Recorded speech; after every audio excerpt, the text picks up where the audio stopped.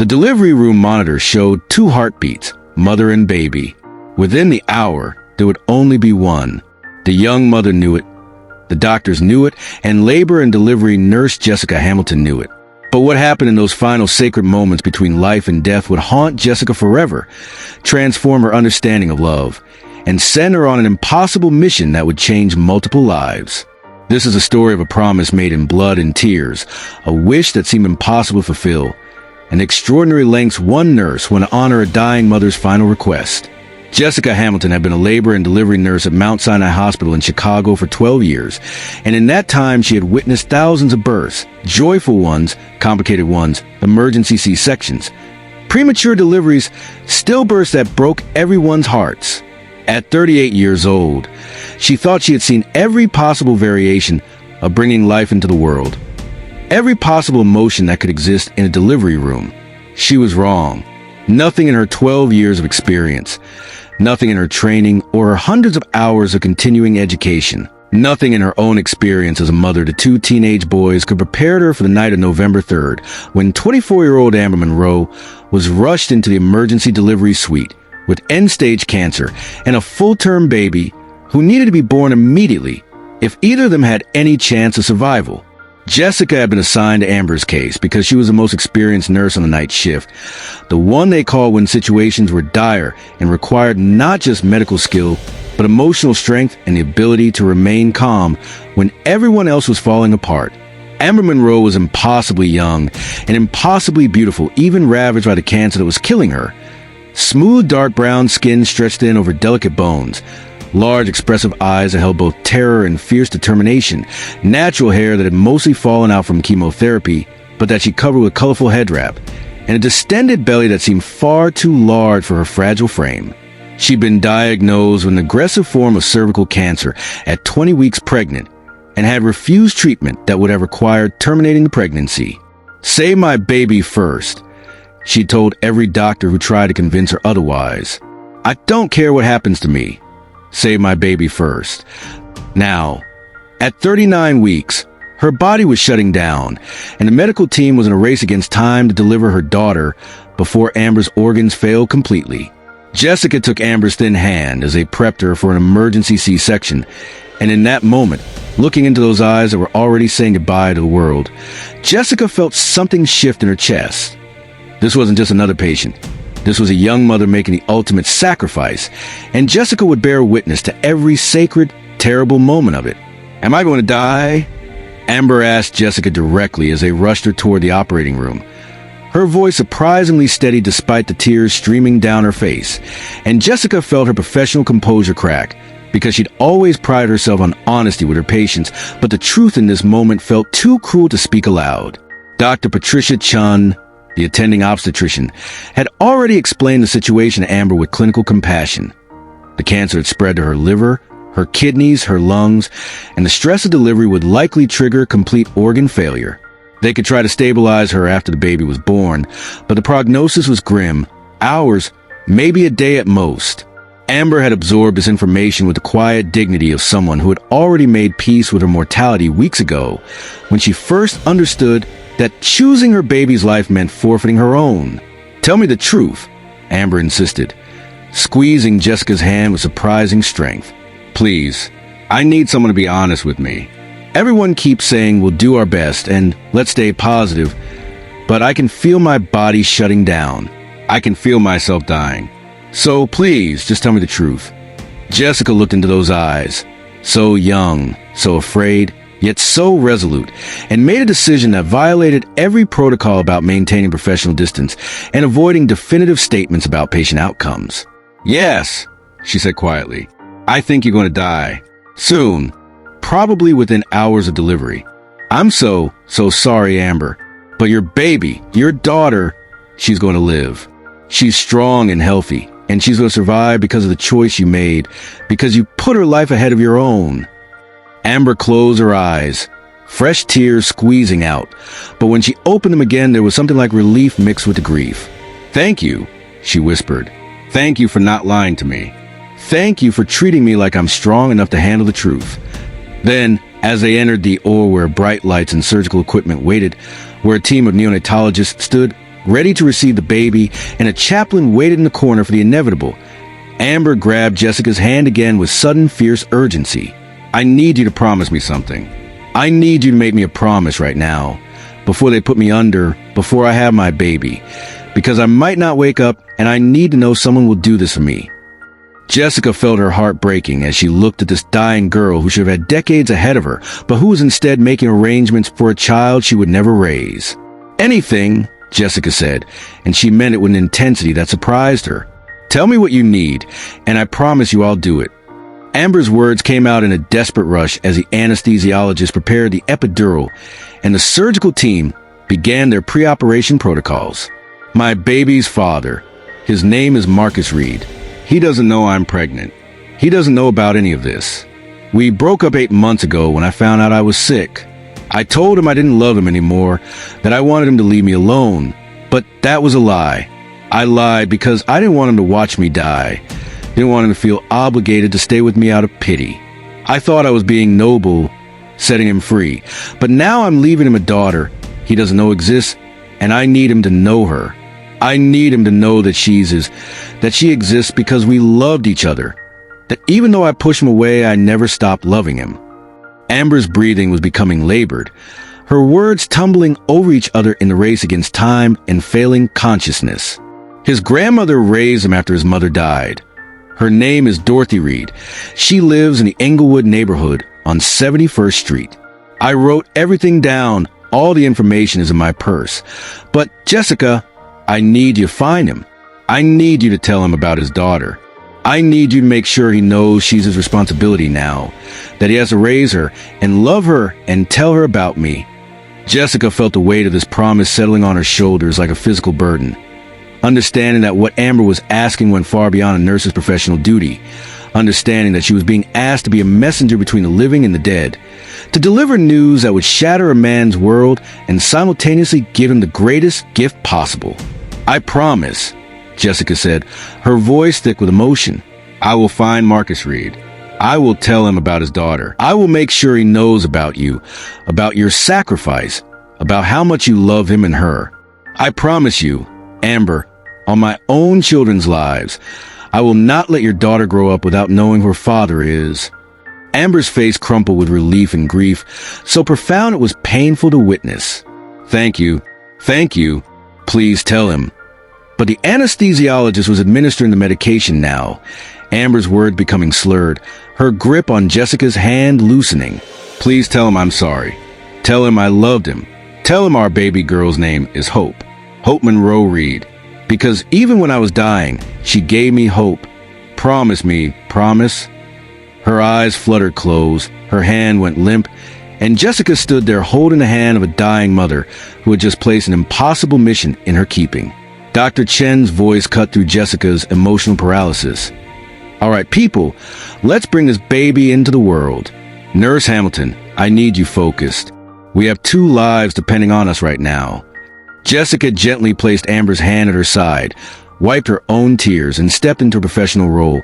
But even as she assisted with the surgery, even as she watched baby Hope emerge crying and pink and perfect, even as the neonatal team whisked her away for evaluation, Jessica's mind was already racing ahead to the impossible promise she'd just made.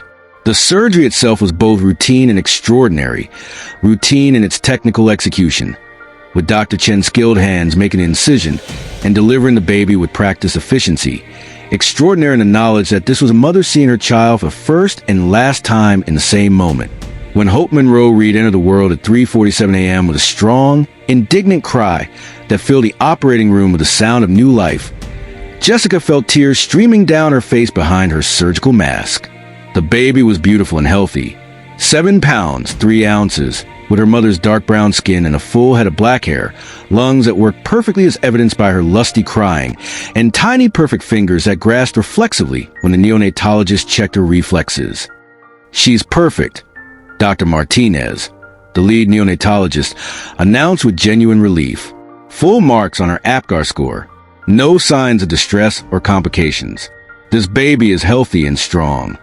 Meanwhile, Amber's body was failing exactly as predicted. Her blood pressure was dropping, her heart rate becoming erratic, alarms on the monitors creating a cacophony of electronic warnings that the medical team was losing her. "Let me hold her," Amber whispered, somehow fighting back to consciousness through the anesthesia and organ failure, her voice barely audible. "Please, let me hold my baby. Just once. Just for a minute." The medical team exchanged glances. This violated protocol, could contaminate the surgical field, could potentially harm the baby if Amber's compromised immune system carried infections. But Dr. Chun, a mother herself, understood some things transcended protocol. "1 minute," she said quietly. "Nurse Hamilton, bring hope to her mother." Jessica took the bundled infant from the neonatal team and placed her on Amber's chest, supporting the baby's head and body, because Amber barely had strength to lift her arms. The moment was sacred and devastating. Amber looked down at her daughter with an expression of pure, transcendent love mixed with unbearable grief, her thin fingers gently touching Hope's cheek, her lips pressing the softest kiss to Hope's forehead. "You're so beautiful," Amber whispered, tears falling onto her baby's blanket. "You're so perfect. Mommy loves you so much. I'm so sorry I can't stay with you, baby girl. I'm so sorry. But I'm giving you to your daddy, and he's going to love you and take care of you and tell you stories about me. You're going to have a good life. Hope, you're going to be happy. You're going to be so loved." Her words trailed off, her breathing becoming more labored, and Jessica gently took Hope back, handing her to the neonatal team while her own heart shattered into 1,000 pieces. Amber looked directly at Jessica one last time. "Promise?" she mouthed, unable to speak anymore. "I promise," Jessica said firmly, loudly enough for Amber to hear despite the chaos of the failing monitors. "I will find Marcus. Hope will know her father. I promise you." Amber's lips curved into the ghost of a smile, and then her eyes closed. The monitors flatlined. Dr. Chin began CPR while calling for crash cart, but everyone in that room knew the truth. Amber Monroe had held on just long enough to meet her daughter, to say goodbye, and to secure a promise that her baby wouldn't grow up an orphan. She had accomplished what she needed to, and now she was gone. They worked on Amber for 43 minutes. Chest compressions, defibrillation medications, every emergency protocol book. But it was futile, and everyone knew it. Her cancer-ravaged body simply had nothing left to give. At 4:30 a.m., Dr. Chin called time of death, her voice heavy with the grief that comes with losing young patients who should have had their whole lives ahead of them. The operating room fell silent, except for the sound of Hope crying in the adjacent room, where the neonatal team was conducting their full newborn examination. The baby's cries a stark reminder that life and death existed in the same space, that one mother's ending was one child beginning. Jessica helped clean and prepare Amber's body with a reverence usually reserved for sacred rituals, washing away the blood and surgical fluids, closing the incision with careful stitches that no one would ever see, removing all the tubes and monitors that had failed to save her. She dressed Amber in a simple gown and covered her with a clean white sheet, then stood for a moment alone with the body of this brave young woman who had sacrificed everything for her child. "I will keep my promise," Jessica whispered to Amber's still form. "I will find Marcus. I will make sure Hope knows you. I will make sure your sacrifice wasn't in vain. Rest now. Your job is done. You were the bravest person I've ever met." The rest of Jessica's shift passed in a blur of documentation, patient handoffs, and the routine chaos of busy urban hospital's labor and delivery ward.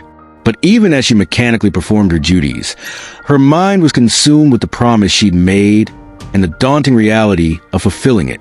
During her lunch break at 7 a.m., she retrieved Amber's personal belongings from the locked storage where they'd been placed when she was admitted. Inside a worn purse that had seen better days, Jessica found a wallet with Amber's ID, $17 in cash, and a small notebook with careful handwriting that made Jessica's chest tight.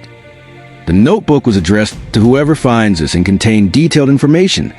Marcus Reed's full name, his last known address in Englewood, his grandmother Dorothy Reed's address on 71st Street, his phone number, which may or may not still be current, a description of what he looked like, and a series of letters written to Hope, dozens of them, dated throughout the pregnancy, messages from a dying mother to the daughter she would never raise. Jessica sat in the break room reading these letters with tears streaming down her face. "Dear Hope, today I felt you kick the first time, and I cried for an hour, because I know I'll never get to feel you kick a soccer ball or see you dance at your wedding. Dear Hope, the doctors say I don't have much time left. I'm trying to stay alive long enough for you to be born healthy and full term. Every day I wake up as a victory because it's another day you grow stronger inside me. Dear Hope, I want you to know that giving up my life for yours was the easiest decision I ever made. You are worth everything. You are worth dying for. Jessica's shift ended at 8 a.m., but instead of going home to her own family as she normally would, she found herself sitting in her car in the hospital parking lot, staring at the address in Amber's notebook, knowing that what she was about to do crossed every professional boundary, knowing that the hospital would never sanction a nurse personally tracking down a patient's family member to deliver life-changing news. The proper protocol would be to turn this information over to social services, let them handle the notification through official channels, let the system deal with finding and vetting Marcus Reed before placing Hope in his custody. But Jessica kept hearing Amber's desperate voice. I need you to find him. I need you to tell him. This wasn't a job for social workers and bureaucracy. This was a sacred trust between two women, one living and one dead, and Jessica had given her word. She pulled out her phone and called a number in Amber's notebook, her heart pounding as it rang once, twice, 3 times, then went to a generic voicemail. You've reached Marcus. Leave a message. His voice was deep, young, with a distinctive accent of Chicago's South Side. Jessica took a breath and spoke. Mr. Reed, my name is Jessica Hamilton. I'm a nurse at Mount Sinai Hospital. I need to speak with you urgently about Amber Monroe. Please call me back at this number as soon as possible. It's extremely important. She left her personal cell number, something else that violated protocol but felt necessary given the circumstances. When 2 hours passed with no return call, Jessica made a decision that would have horrified her supervisors and possibly cost her job if they found out. She drove to the address in Englewood, to the neighborhood where Marcus's grandmother lived. She'd been a nurse long enough to know that phone numbers changed frequently in struggling communities where people couldn't always afford to keep their service. But grandmothers stayed put. Grandmothers were the anchors that held families together. The house on 71st Street was a small but well-maintained bungalow in a neighborhood that showed signs of both decay and stubborn resistance to giving up. Some houses abandoned with boarded windows, others with neat gardens and fresh paint. Dorothy Reed's house fell into the latter category, with flower boxes that would bloom in spring and a porch that looked recently swept. Jessica sat in her car for a long moment, trying to figure out how to approach this, how to tell a complete stranger that her grandson had a newborn daughter and that the baby's mother had just died. There was no good way, no easy way. So finally Jessica just got out of the car, walked up to the door, and knocked. The woman who answered was in her 70s, with smooth dark brown skin only lightly lined with age, silver gray hair in a neat bun, and sharp intelligent eyes that assessed Jessica immediately, her nurse's scrub still on from her shift, her exhausted face, her obvious nervous energy. Yes, Dorothy Reed said, her voice carrying both politeness and wariness, the tone of someone who lived long enough in a tough neighborhood to be cautious of unexpected visitors. Mrs. Reed, my name is Jessica Hamilton. I'm a nurse from Mount Sinai Hospital. I'm looking for your grandson, Marcus Reed. It's very important that I speak with him. Jessica watched Dorothy's expression shift from wariness to concern. The immediate assumption of any grandmother hearing a nurse is looking for a family member. Is Marcus hurt? Is he in the hospital? What happened? The questions came rapid fire, and Jessica quickly raised her hands in a calming gesture. No, Marcus isn't hurt as far as I know, but I have urgent information I need to share with him, and I'm hoping you can help me find him. May I come in? What I need to tell you is, it's complicated, and I think we should sit down. Dorothy studied Jessica for another long moment, then stepped back to allow her entry. You're here about that girl, aren't you? Amber. Marcus was devastated when she broke up with him last year. Said she didn't love him anymore, just cut him off completely. Broke his heart. I told him she must have had a reason, that girls don't just stop loving someone overnight. But he was too hurt to listen. She led Jessica into a living room that was clean but crowded with furniture and decades of family photos covering every surface. Pictures of Marcus at various ages, school photos, graduation, what looked like his mother, other family members spanning generation. Jessica sat on the edge of a worn couch while Dorothy settled into a rocking chair, her posture indicating she was bracing for bad news. Mrs. Reed, Amber Monroe, died early this morning. She had cancer. She was diagnosed during pregnancy and refused treatment that would have ended the pregnancy. She carried the baby to full term and died shortly after delivery. Jessica watched Dorothy's hand fly to her mouth, watched grief and shock register on her face. Oh, that poor child. That poor, brave child. Marcus never knew? She never told him? Jessica shook her head. She broke up with him when she was diagnosed because she didn't want him to watch her die. She thought she was setting him free. But Mrs. Reed, Amber had a baby this morning, a little girl named Hope, and Amber told me that Marcus is the father. She made me promise to find him, to tell him about his daughter, to make sure Hope knows who her father is. The silence that followed was profound. Dorothy Reed sat very still, her eyes wide, processing information that would fundamentally change her grandson's life. A baby, she finally whispered. Marcus has a baby. Amber died giving birth to his child. Tears began streaming down her weathered face. Oh, Lord. Oh, that poor girl. She died alone, without her family. Where are her people? Does anyone know? Jessica felt her own tears starting again. I don't know. The hospital is trying to locate next of kin, but I don't think Amber had much family. Her notebook, she left a notebook with information and letters for Hope. It only mentioned Marcus and you. You and Marcus seemed to be what she considered family. Dorothy Reed moved with the decisive energy of someone who'd spent a lifetime holding her family together through various crises. Marcus is at work. He works overnight security at a warehouse in back of the yards. His shift ends at noon. We need to go to him now. He needs to hear this before he hears it from anyone else, before it shows up on social media or someone from the hospital's official channels reaches him with cold bureaucratic language about his rights and responsibilities. He needs to hear this from people who care. She grabbed her coat and purse, moving faster than her 70-something years should have allowed. But first, can we see the baby? Can we see Hope? Marcus's daughter? My great-granddaughter. Jessica had technically just worked a 12-hour shift and desperately needed sleep. But the look on Dorothy's face, the fierce determination mixed with barely contained excitement and grief, made saying no impossible. Yes, the baby is still in the neonatal unit for observation, which is standard after emergency deliveries. I can take you to see her, though there will be restrictions on how long you can visit since you're not legal guardians yet. The word yet hung in the air, heavy with implication about custody battles and social services, and the complex process of establishing paternity and securing guardianship rights. The drive back to Mount Sinai was quiet. Dorothy sitting in the passenger seat of Jessica's car, hands folded in her lap, and lips moving in what looked like silent prayer. When they arrived at the hospital, Jessica used her staff credentials to navigate them through the security protocols and up to the neonatal intensive care unit, where Hope had been placed for observation despite being healthy. Standard procedure for babies born under traumatic circumstances. Jessica spoke briefly with the charge nurse, explaining the situation, leaving out the parts about her personal involvement that would definitely raise eyebrows, and received permission for a short visit. Through the viewing window of the NICU, they could see Hope Monroe Reed sleeping peacefully in a clear bassinet, wearing a tiny pink hospital cap and swaddled in white blankets, completely oblivious to the tragedy of her birth, the sacrifice of her mother, and the family now gathering to claim her.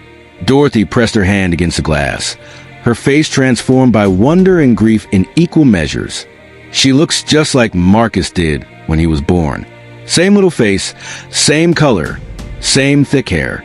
Oh, Amber, you beautiful brave girl. You gave us this gift. You gave us this precious, perfect gift. Jessica stood beside Dorothy, both women crying, both understanding that they were witnessing something sacred. The moment a family who didn't yet know they were incomplete was about to discover a missing piece they never knew existed. Marcus Reed arrived at his grandmother's house at 12:30 p.m., exhausted from his night shift, confused by the urgent text from Dorothy saying to come immediately, worried that something was wrong with her health or that some other family crisis had occurred.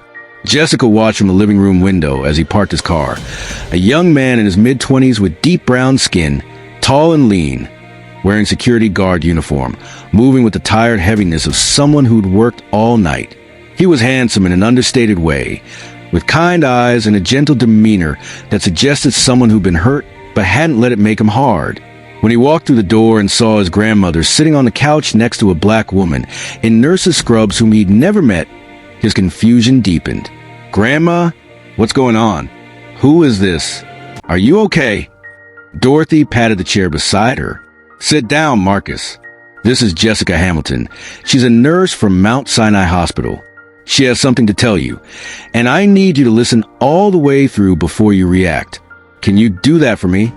Marcus sat slowly, his eyes moving between his grandmother and Jessica, clearly bracing for bad news. Is this about Mom? Did they find something new about how she died? His mother had passed from complications of diabetes when Marcus was 12, and he'd been raised by Dorothy ever since. "No, honey," Dorothy said gently. "This is about Amber." The change in Marcus's face at the name was immediate and visceral. Pain, longing, confusion, and old hurt all flashing across his features in quick succession. Amber? What about her? Did something happen to her? His voice was rough with emotion. Jessica leaned forward, making eye contact, using the calm professional voice she developed over years of delivering difficult news to families. "Marcus, Amber Monroe died this morning at 4:30 a.m. She had cervical cancer. She was diagnosed 8 months ago while pregnant, and she refused treatment that would have ended the pregnancy. She carried the baby to full term and died shortly after giving birth." She watched Marcus's face drain of color, watched him shake his head in denial, watched his hands grip the arms of his chair until his knuckles went white. No, that can't be right. Amber wasn't pregnant. She broke up with me. She said she didn't love me anymore. She wouldn't. His voice broke, and Jessica continued gently but firmly because he needed to hear all of it, needed to understand the full truth. She was pregnant with your baby, Marcus. She broke up with you because she didn't want you to watch her die. She thought she was protecting you. But before she died, she told me about you. She made me promise to find you, to tell you about your daughter. Marcus, you're a father. You have a daughter named Hope. She was born this morning at 3:47 a.m. She's healthy and beautiful, and she needs you. The silence that followed was broken only by the sound of Marcus's ragged breathing as he tried to process information that was simply too big, too life-changing to absorb all at once. "I have a daughter," he finally whispered. "Amber was dying, and I didn't know.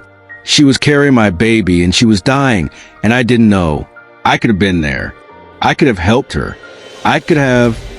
His voice dissolved into sobs, his whole body shaking with the grief of losing the woman he loved and the shock of gaining a child in the same moment.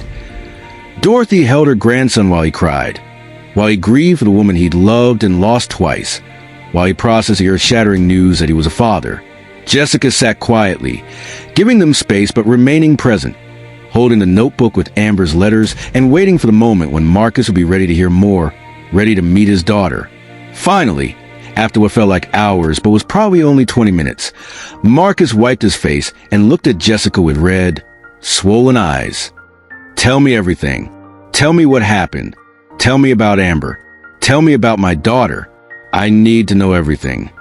So Jessica told him, leaving nothing out, how Amber had been brought in with end-stage cancer, how she'd insisted they save the baby first, how she'd held hope for just one precious minute before she died, how she'd made Jessica promise to find him. She told him about the notebook, about the letters, about how Amber's last words had been about making sure Hope knew her father and knew she'd been loved. She never stopped loving you, Marcus. She broke your heart to save you from watching her die. She thought she was being merciful, and her last thoughts, her last words, were about making sure you and Hope would find each other. Marcus took the notebook with shaking hands, opening it to see Amber's familiar handwriting, and broke down again reading her words. "I want to see her," he finally said, his voice hoarse from crying. "I want to see my daughter. I want to see Hope. Am I allowed to see her?" Jessica nodded. "Yes, I can take you to the hospital now. There will be some legal processes we'll need to start, establishing paternity, arranging for custody, working with social services. But yes, you can see your daughter." She's waiting for you." The drive to Mount Sinai was quiet except for occasional sounds of Marcus crying in the back seat as he read through Amber's letters, Dorothy sitting beside him holding his hand, Jessica driving and thinking about the sacred role she'd been given in bringing this family together. When they arrived at the NICU and Marcus was gowned and scrubbed according to protocol, Jessica led him to Hope's bassinet. The moment Marcus saw his daughter for the first time was something Jessica would remember for the rest of her life.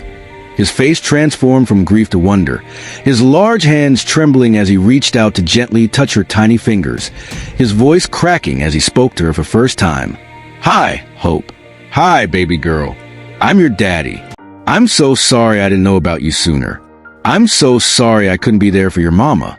But I'm here now, and I'm never going anywhere. I promise you, baby girl, I'm going to take care of you. I'm going to love you. I'm going to tell you all about your mama and how brave she was and how much she loved you." Hope stirred at the sound of his voice, her tiny face scrunching up, and Marcus laughed through his tears. "Yeah, that's your daddy talking. You're going to get used to hearing my voice, baby. We're going to be okay. We're going to make your mama proud." The joy of that first meeting between Marcus and Hope was short-lived, replaced quickly by the harsh reality of legal processes and bureaucratic systems that moved with frustrating slowness, while a newborn baby sat in a hospital without a legal guardian. Amber Monroe had died intestate, without a will, and while her notebook clearly identified Marcus as Hope's father, that wasn't enough for the hospital's legal department or the Department of Child and Family Services to simply hand over custody. Marcus would need to establish paternity through DNA testing, undergo background checks, prove he had stable housing and income, complete parenting classes, and navigate a labyrinth of requirements designed to protect children, but that felt cruelly bureaucratic when a biological father was right there, willing and desperate to claim his daughter. "This is insane," Marcus said to Jessica during one of her visits to check on Hope, visits that had nothing to do with her nursing duties and everything to do with her personal investment in this family story. "She's my daughter. Amber told you she's my daughter. I want to take care of her. Why is this so complicated?" He sat in the NICU rocking chair, holding Hope during prescribed bonding time the hospital allowed, looking simultaneously natural and terrified with the tiny infant in his arms. Jessica understood his frustration intimately, having watched the system's wheels grind slowly over the 2 weeks since Hope's birth. "I know it seems cruel, but they have to follow protocol. Too many children have been placed with biological parents who weren't capable or safe. The system has to verify everything, even when it seems obvious to everyone involved that you're exactly where you're supposed to be." What Jessica didn't tell Marcus was that she'd been working behind the scenes, using her 12 years of connections and reputation at Mount Sinai to advocate for his case, to expedite testing and evaluations, to call in favors from social workers. She'd built relationships with over years of handling difficult cases. She'd also done something she'd never done before in her career. She'd offered to serve as a character reference for Marcus, to personally vouch for his character and his capacity to parent, fully aware that this level of personal involvement crossed every professional line she'd ever been taught to maintain. Her supervisor had pulled her aside after seeing Jessica's name on Marcus's custody paperwork. "Nurse Hamilton, I need you to tell me honestly, are you getting too personally involved in this case? I understand you were present for the mother's death, but vouching for a stranger's custody case, making yourself personally liable as a reference, this isn't appropriate." Jessica had met her supervisor's concerned gaze steadily. "I made a dying mother a promise. She asked me to find her baby's father and make sure Hope knew him. I'm not abandoning that promise just because it's inconvenient or crosses professional boundaries. Sometimes being a nurse means doing more than just clinical care. Sometimes it means honoring the sacred trust people place in us during their most vulnerable moments." While the legal processes ground forward with frustrating slowness, Jessica gave Marcus the notebook with Amber's letters, all of them, dozens of messages written throughout her pregnancy to the daughter she knew she'd never raise. Marcus spent hours reading them, crying over them, getting to know the woman he'd loved through her final thoughts and hopes for their child. One evening, sitting in the NICU during his daily visit with Hope, Marcus asked Jessica to stay and listen as he read some of them aloud, needing to share them with someone who'd known Amber in those final hours, someone who could confirm that the brave, loving woman in these letters was the same person who died bringing hope into the world. "Listen to this one," Marcus said, his voice thick with emotion. She wrote it at 7 months pregnant. Dear Hope, I can feel you moving around in there, and it makes me laugh even though laughing hurts because the tumors have spread to my ribs. Your daddy doesn't know about you yet, and that breaks my heart because he would have been such a good father. He's kind and gentle, and he works so hard to take care of his grandmother. He loves deeply, and he'll love you so deeply.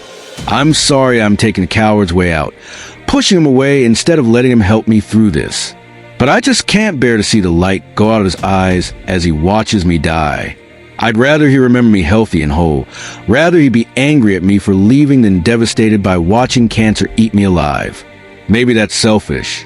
Maybe I'm making the wrong choice. But it's the only choice I can make. Marcus looked up at Jessica with tears streaming down his face. She was protecting me. Even while she was dying, even while she was carrying my baby alone, she was trying to protect me from pain. And I was so angry at her. For months I was angry, thinking she just stopped loving me, never imagining. His voice broke and he couldn't continue. Jessica reached out and squeezed his shoulder. She loved you until her last breath, Marcus. And she gave you the greatest gift she could give. She gave you hope. She made sure Hope would know her father. That's not cowardice or selfishness. That's profound love and sacrifice. Over the following days, Marcus read more letters to Jessica during her unofficial visits. And through Amber's words, Jessica began to understand the full scope of her sacrifice. The physical pain she'd endured as cancer ravaged her body while pregnancy taxed her systems. The emotional pain of facing death at 24. The terror of knowing her daughter would grow up motherless. But also the fierce determination to give Hope every possible chance at life, and at knowing her family point one letter. In particular broke both Marcus and Jessica. Dear Hope, I'm writing this at 38 weeks pregnant, and the doctors say you'll come soon. My body is giving out. I can feel it shutting down system by system. I'm scared. I'm terrified. I don't want to die. I want to watch you grow up, take you to your first day of school, teach you to braid your hair, embarrass you at your high school graduation, dance at your wedding. I want all of it, and I'm angry that I don't get any of it. But if I have to choose between my life and yours, I choose yours every single time. You are worth everything to me. You are worth dying for. And I need you to know that being your mother, even for just these 9 months, has been the greatest honor of my life. 6 weeks after Hope's birth, Marcus finally stood before a family court judge for the custody hearing that would determine whether he could take his daughter home or whether Hope would enter the foster care system while his case was evaluated further. Jessica sat in the courtroom gallery, having taken a personal day from work to be present, her heart in her throat as she watched Marcus, dressed in his best clothes, sitting beside a court-appointed attorney, his grandmother Dorothy beside him for moral support, present his case. The DNA test had confirmed what everyone already knew. Marcus Reed was Hope's biological father with 99.99% certainty. His background check had come back clean. No criminal record. Stable employment history, references from his employer and his grandmother's church community. He completed the required parenting classes, scoring highly on all assessments. His grandmother had a spare bedroom in her house that had been inspected and approved as suitable for an infant. On paper, Marcus was exactly the kind of parent Child Services wanted to see. But the Department of Child and Family Services attorney was still raising concerns. Your Honor, while Mr. Reed has met the technical requirements, we have concerns about his capacity to parent as a single father, particularly given that he works overnight shifts and would need to rely heavily on his elderly grandmother for childcare. We also note that he has no prior parenting experience and would be raising an infant who will inevitably need therapy to process the trauma of her birth circumstances. We believe it would be in Hope's best interest to place her with an established foster family experienced in caring for medically and emotionally complex infants, with supervised visitation from Mr. Reed while he demonstrates his parenting capacity over time. Jessica felt rage surge through her at these words. This was exactly the kind of bureaucratic nonsense that destroyed families, that separated fathers from daughters because they didn't fit some perfect mold of what parenting should look like. Before she could stop herself, before she could second-guess the professional suicide she was about to commit, Jessica stood up. Your Honor, may I speak? The judge looked surprised. Family court galleries weren't typically allowed to participate in proceedings, but something in Jessica's expression must have conveyed the importance of what she had to say. "And you are?" the judge asked. "My name is Jessica Hamilton. I'm a labor and delivery nurse at Mount Sinai Hospital. I was present when Hope Monroe Reed was born, and I was present when her mother, Amber Monroe, died." Amber asked him to find Marcus and make sure Hope knew her father. "I've been working with his family for the past 6 weeks, and I'm here to tell this court that separating this baby from her father would be a profound injustice." The DCFS attorney objected loudly, but the judge raised a hand for silence. "Ms. Hamilton, you understand this is highly irregular? You're testifying without being called as a witness, and your testimony appears to have significant personal bias." Jessica met the judge's eyes steadily. "Yes, Your Honor, I understand. And yes, I'm biased. Biased toward honoring a dying mother's wishes. Biased toward keeping families together when it's safe and appropriate to do so. Biased toward seeing the love and commitment Marcus has shown his daughter every single day since learning she existed. I've been a labor and delivery nurse for 12 years. I've seen thousands of births, and I've watched countless families begin. I've also seen children removed from parents who genuinely loved them because the system prioritized paperwork over humanity. Marcus Reed is Hope's father. He wants her. He loves her. He's capable of caring for her with his grandmother's support. And most importantly, keeping them together honors Amber Monroe's dying wish and gives Hope her best chance at knowing her roots and growing up with her biological family. That has to count for something, Your Honor. That has to matter." The courtroom was silent after Jessica's impassioned testimony, everyone processing the unusual nature of a nurse making such a personal plea in a custody case. The judge looked at Marcus, who had tears streaming down his face, then at Dorothy Reed, who sat with quiet dignity and obvious devotion to her grandson, then at Hope's social worker and the DCFS attorney, and finally back at Jessica. "Ms. Hamilton, your dedication to honoring Ms. Monroe's wishes is admirable, but this court must make decisions based on the child's best interests, not on emotional appeals or promises made to deceased parents." Jessica felt her heart sink, felt the weight of failure settling on her shoulders. She tried. She'd broken every professional rule she had, and it still might not be enough. But the judge continued. "However, I've reviewed Mr. Reed's case file thoroughly, and I see a young man who has done everything asked of him, who has stable employment and family support, who has demonstrated consistent commitment to his daughter despite learning of her existence under traumatic circumstances. I also note that Ms. Monroe had no other family coming forward to claim custody, which means the alternative to placing Hope with her father would be foster care with strangers rather than placement with blood relatives." The judge looked directly at Marcus. "Mr. Reed, your daughter has had a difficult beginning to life. She lost her mother, spent her first 6 weeks in a hospital, and now needs stability and love more than anything else. Can you provide that for her? Can you commit to being the father Hope needs, to seeking support when you need it, to prioritizing her welfare above all else?" Marcus stood, his voice shaking but determined. "Your Honor, I didn't know Amber was pregnant. I didn't know she was dying. I would have been there for both of them if I'd had any idea what was happening. But I can't change that now. All I can do is move forward and be the best father I can be to Hope. She's my daughter. She's all I have left of the woman I loved. And I promise you, I promise Hope, I promise Amber's memory, I will love this little girl with everything I have. I will tell her about her mother every day so she knows where she comes from. I will make sure she knows how brave Amber was, how she chose Hope's life over her own. And I will do everything in my power to give Hope the happy, stable, loving life her mother wanted for her." The judge nodded slowly, then made her ruling. Based on the evidence presented, including the DNA results confirming paternity, Mr. Reed's completion of all required assessments, his stable housing and employment, the support system provided by his grandmother, and the testimony regarding the biological mother's wishes, this court grants full legal custody of Hope Monroe Reed to her father, Marcus Reed, effective immediately. DCFS will conduct home visits every month for the first 6 months to ensure the placement remains appropriate. And Mr. Reed will be required to attend ongoing parenting support groups and maintain regular pediatric care for Hope. But this baby is going home with her father. The courtroom erupted in quiet celebration.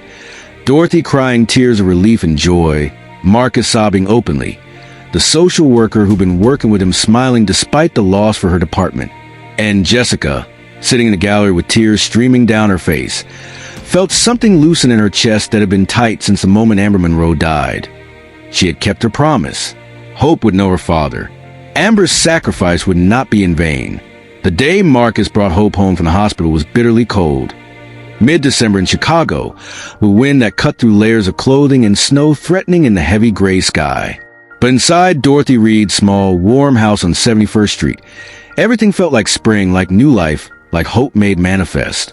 Jessica had taken yet another personal day to be present for this moment, unable to stay away, unable to break the connection that had formed between her and this family born from tragedy and promise.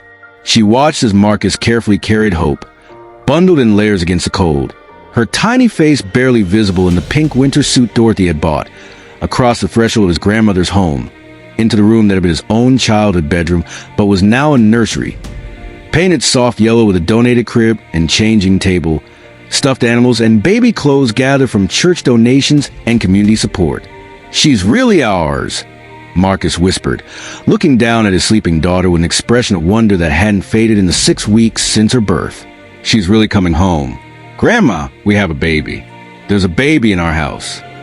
His voice broke on the last word, overwhelmed by the enormity of it.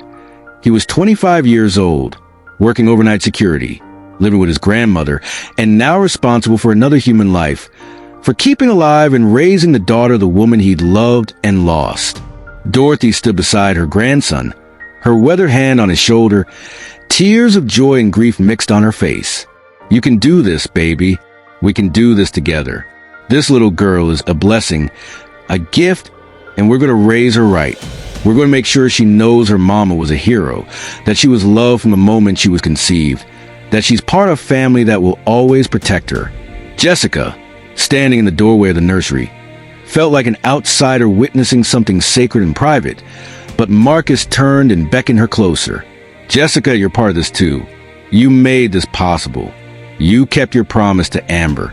Without you, Hope might be in foster care right now, and I might never have known I had a daughter. You brought my family together. That makes you family." He said it simply, matter-of-factly, and Jessica felt something in her professional armor crack completely.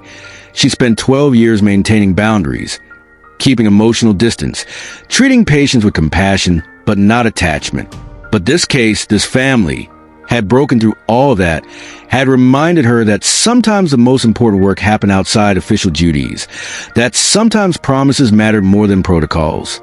"I'd be honored," Jessica said quietly, accepting the role she'd somehow stumbled into, knowing that she would be part of Hope's life for years to come, would watch her grow up, would tell her stories about the brave mother who died bringing her into the world. Later that evening, after Hope was settled in her crib and Jessica was preparing to finally go home to her own family, who'd been remarkably patient about their wife and mother's absorption in this case, Marcus handed her an envelope. "Amber wrote this. It's addressed to you. I found it in the back of her notebook." Jessica opened it with trembling hands and read, "Dear Jessica, or whoever fulfills my last wish, thank you for being brave enough to do what I asked. Thank you for finding Marcus and making sure Hope knows her daddy. I know I had no right to ask this of you, that is far beyond what any nurse should have to do, but I needed someone to promise me, needed someone to care enough to follow through. You gave me peace in my final moments. You let me die knowing my baby wouldn't be alone. That's a gift I can never repay. Thank you. Please tell Hope about me sometimes, when she's old enough to understand. Tell her I loved her father deeply. Tell her that choosing her life was the easiest and hardest decision I ever made. Tell her that every kick, every hiccup, every movement I felt during those 9 months was a gift. Tell her I'm sorry I couldn't stay. And tell her that she was worth everything. With eternal gratitude, Amber Monroe." 1 year after Amber Monroe died, bringing her daughter into the world, Jessica stood in the bright, warm living room of Dorothy Reed's house, surrounded by family. Her own husband and teenage sons, whom she finally had time to properly introduce to Marcus and Dorothy. Marcus holding a chubby, happy 1-year-old Hope who was just starting to take her first wobbly steps, Dorothy beaming with pride at her great-granddaughter, and a dozen other people from Marcus's church community and neighborhood, who'd formed a support system around this young single father and his miracle baby. They gathered to celebrate Hope's first birthday, but also to remember Amber, to honor her sacrifice, to ensure that Hope would grow up knowing the story of her brave mother. Jessica had brought a gift that had taken her months to create. A memory book filled with photos of Amber from her hospital records. Photos Jessica probably shouldn't have accessed, but that seemed too important not to preserve. Copies of all of Amber's letters to Hope, statements from the medical staff who'd been present at Hope's birth about how brave and loving her mother had been, and Jessica's own detailed account of Amber's final hours, written so that one day, when Hope was old enough to understand, she would know the full truth of her origins. "This is for you," Jessica said to Marcus, handing him the beautifully bound book. "For Hope, when she's ready. So she knows where she came from. So she knows what her mother gave for her." Marcus opened the book with trembling hands. Seeing Amber's face, young and beautiful despite the ravages of illness, looking back at him from pages. "Thank you," he whispered. "Thank you for this. Thank you for everything. You gave us the greatest gift. You gave us each other." He looked down at Hope, who was reaching for the colorful birthday balloons and babbling happily, blissfully unaware of the tragedy and love that had brought her into being. "Look, Hope," Marcus said to his daughter. "This is your mama. This is Amber. She loved you so much, baby girl. She gave you everything." Hope, being 1 year old, was more interested in the balloons and the photos, but she would understand someday.